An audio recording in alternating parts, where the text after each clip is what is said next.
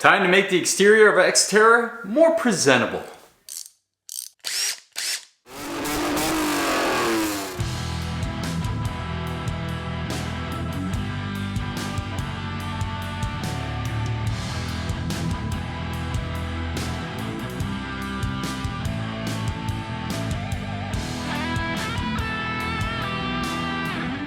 Welcome back to the Auto Obscure Garage. Chadwick with you again for another installment of Project Xterra. And that's our 2008 Nissan Xterra off-road. Today's episode is focusing on the exterior. It's not superficial. I just think we need to make this truck look a little decent, especially at this super high price point we paid. But yeah, it's just a lot of elbow grease on this one, guys. We are tackling a lot of items. The first thing we're gonna do is what I did initially when I got the truck is pull off all the exterior stuff I don't need. That brush guard that we ended up selling, the side steps, the mud guards, get all that out of there. You just get caught up on that stuff when you're off-roading, and extra weight. Probably a few pounds when you're considering the plastics. But anyway, for the exterior aesthetics, we have a lot of trim we need to restore that's all white and faded out from the sun exposure. Just a normal thing on these Xterras, and that's gonna really help the truck look good. I have an idea and I have some paint kicking around from an old project I'd like to try out. Let's get in the garage, get a little dirty. Time to remove this brush guard off the front of our Xterra. It'll help with approach angle, get rid of some weight over the front end. But yeah, before we do that, we do have a light mounted here, a little LED brand, so I don't plan on keeping that. I might as well just keep it attached to the unit. So we just gotta trace the wiring back, which I've already started to do, and we'll disconnect the positive, negative connections, trace it all back where it goes to the firewall to a little button inside the cabin, and then that will be free to drop with the brush bar. I'll probably get rid of both as a combo deal. So let's go ahead and do that first, so when we go to drop the brush bar, it doesn't yank any cables or wiring out. Before I start jangling any electrical connections, let's go ahead and disconnect these positive and negatives. 10 millimeter looks like on the negative, and 12 up here on this little auxiliary for the positive. So let's cut the juice.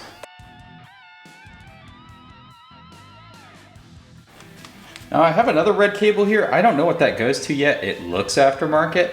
So we'll leave that for now until I can trace that back and see what it goes to.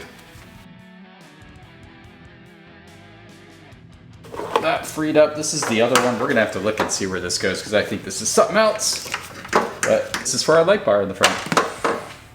No solder or heat wrap in sight. I guess they just wrapped these wires around each other and taped them, and that was good enough. Yikes. I love DIY stuff, I really do, but let's get the rest of this light bar wiring out of there and start dropping this brush bar finally. You guys knew I was gonna trace this other aftermarket line, so it comes through the firewall, same place as before. We'll take a peek at that right now. So we go around, driver's side of the vehicle. This is the switch control for that light bar that's up front. We remove the wiring, and this is the other wiring, so it's teed in here. It goes up, and there is a little toggle switch. So I'm assuming it was another auxiliary light. Obviously does nothing, so I'll go ahead and terminate these. Two cables right here. Pull the rest of this through. They did a much better wiring job with that than the last one, but anyway. Runs along the firewall, you can see there. They did put the corrugated loom on there, which is nice. Goes here, the fusible link. Positive there, actual ground to chassis, which is way better than the ground to the negative terminal. So yeah, this was wired much better. Goes down there, and now the lighting has obviously been removed at some point because I traced it under the bumper, and it comes out here. You can see this bird's nest right there. Those are all the cables just wrapped around this little, I think it's like a little coolant line here. So we go ahead and just cut, sorry about the visual here, but it's pretty bird's nesty. Untangle that and I'll pull it all back through, but I hate extra wiring. That's how you get mystery shorts and all kinds of fun stuff, so. Let's go ahead and get that out of here, and that'll clean up the engine bay a lot. There won't be any of these random wires.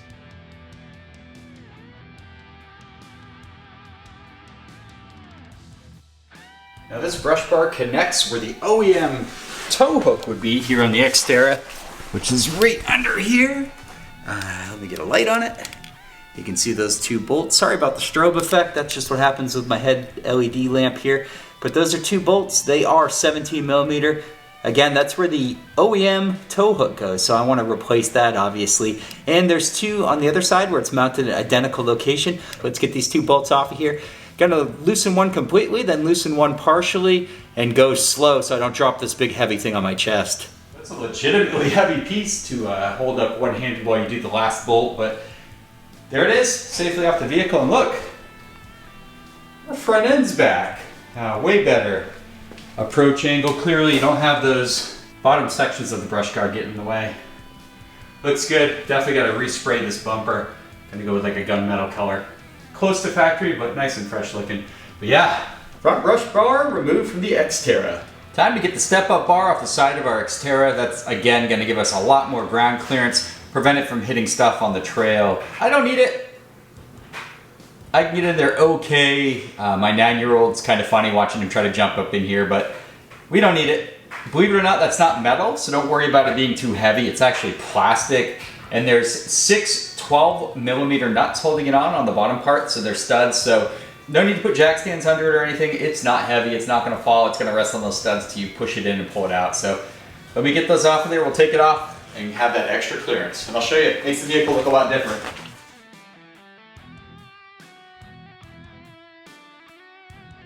There's our hardware. Now we should just be able to push the whole step bar in and down.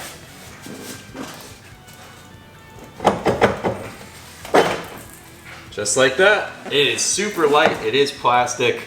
It's in good shape though, so this is pretty cool. Definitely gonna keep it. It's also pretty cool that the vehicle looks extra lifted with it off. If you just step back a little bit, you can really see how much of a difference not having that on there does. So much more clearance right there. Gotta love the free mods. Now another item on the Xterra that can get hung up on terrain are these plastic built-in mud flaps. Of course, if you tweak those hard enough, these screws can bend your fenders. That's no bueno. So I'm gonna remove those now. A stubby Phillips head screwdriver is what you want. You can turn the front wheels at an angle to help you out. For the rears where it's a little tighter and you obviously can't change the direction of your wheels, I'm gonna show you a little trick for that. But let's get these fronts off of here. 1, 2, 3, and I think there's a 4th one underneath, just Phillips head screws. Let's get them out of there and drop this mud flap. Something I want to show you that I absolutely hate about plastic. Mud flaps of this design, and the same with the wheel wells, is you can get a lot of stuff in here and you're not even ready for what we're gonna see, because on the other side of the vehicle, it was wild.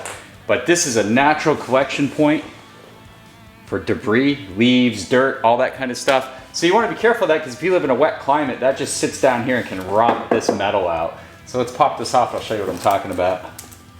Oh, this side's not bad at all. Huh, interesting, it was just the driver's side. Let me show you, now I look like an idiot. I'm warning you about something that doesn't even exist. Let me show you the other side of the vehicle.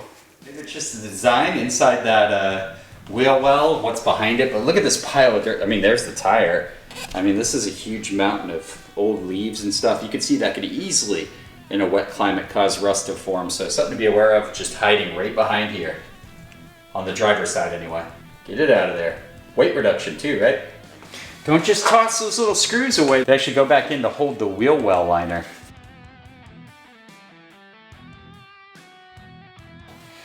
Actually, I like this clean look too without the flaps, so this will probably buff out. It's just old dirt and stuff. Time to do the middle and rear flap. Right before the rear tire, you have this little flap here. I think it's just 3 of those Phillips heads, so let's get those off of there. Now, as you can see, even my stubby won't fit. Solution for that, I got some locking vice grip pliers with a regular Phillips bit locked in the teeth. And I can get that just about anywhere. You probably have a super low clearance screwdriver, but I'm not that fancy, nor do I feel like digging. So I just grabbed this, made it. That'll work in a pinch. So same story on these rear mud flaps. Looks like someone actually tried to cut them off and then gave up halfway through. But there are a couple actual push-in plastic body clips. One on the back here. And then here you can use like a flathead or a clip removal tool. I'm just gonna break them off because I've got a ton of clips and I can always replace them. But that's how you take off the rears. There's the rear. Got these little pins that suck. I just destroy them to get them out. All right, that looks nice and clean. So here we go, a little more clearance on the Xterra and a little less plastic junk getting in the way. Always a win. Wanted to share with you guys how I fixed this broken hood latch system right here. This is what's loose. Freaking scary stuff, guys. You can see a wrench still up in there, but basically I used duct tape on the edge of a wrench here, held the nut on the other side while I did the bolt on this side, tightened them both down. It was kind of a pain in the butt to keep it all aligned. It should be good to go. Oh yeah, that feels nice and solid. But it really was an exercise in patience keeping a wrench in there.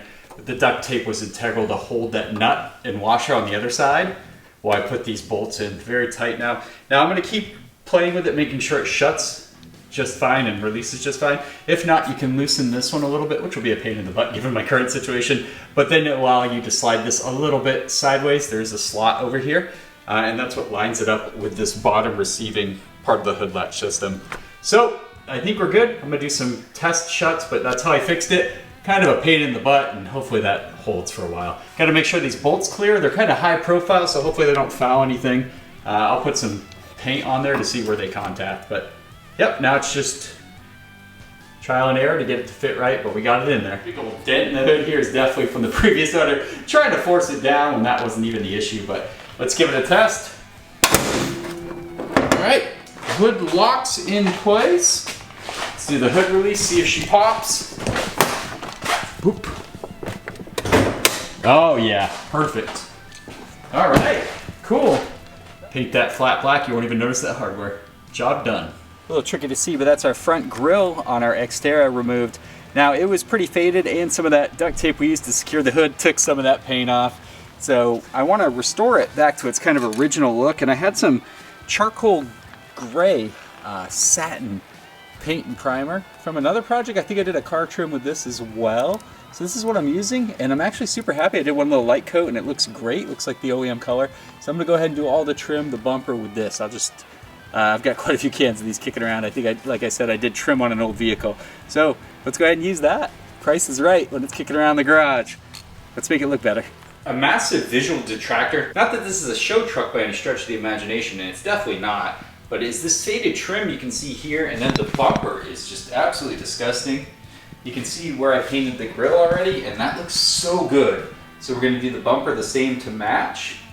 And I think that's gonna just add a huge visual upgrade to the truck. You can see that just over time, this kind of plastic just gets ravaged by the elements, rocks, dirt, sunlight mostly. So we're gonna take care of that.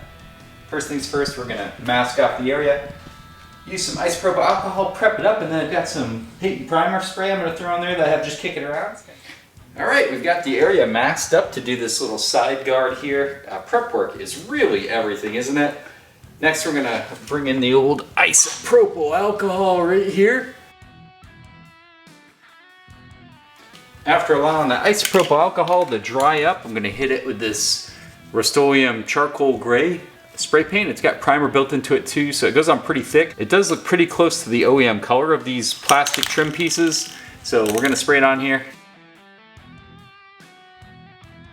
Got our charcoal gray paint and primer again. We're gonna take care of this front bumper.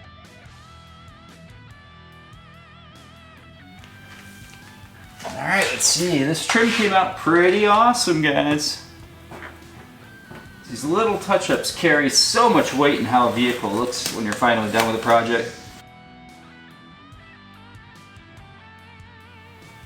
That looks incredibly better. Remember how faded and light gray it was? We've got our completely sun-faded cowl up here, the windshield wiper cowl area. Taped off, masked off, ready to rock and roll. Already hit it with some isopropyl alcohol. As you can see, completely faded, discolored. Looks horrible. Recommend this charcoal gray again. Let's just keep running with it. It's working well on our project, so let's keep it going. Now we're up here on the wind fairing little storage area on top of the Xterra. You got your roof rack system up here. But this is pretty sun faded, pretty gnarly too. I did have some success. You can see that little section over there on the other side of the Nissan logo. That I did use some trim restorer on, and it seems to be holding up pretty well. And I'd rather not paint everything up here. This would be a headache. I'm gonna try to restore it all. If you guys are wondering what products I use for trim restoration, I'm a big fan of this Turtle Wax trim restorer. It's one of the most aggressive ones I've been able to find that does a great job. I'm gonna put it on a microfiber, and we're gonna get this looking a lot better. Pretty shiny. I don't know if it's gonna stay like that for long. We'll see what this California sun does to it, but I do like it a lot better like this. Nice and clean looking, not all faded. I think when I get the paint restored on the vehicle and everything else is nice and shiny and new too, this will look perfect. I'll treat it again if it fades, but for right now, pretty happy with it. Not gonna lie, I'm pretty excited how this bumper came out, guys. It kind of looks OEM. I know there were some different colors. I know it's not the official OEM color, and I know there were some other colors on the bumper. Gone is our sun faded white light gray cowl, and in its place is this nice color match to the rest of the trim on the vehicle cowl. That paint went on pretty good. Tough little spot to paint, a lot of taping off, but came out great, guys.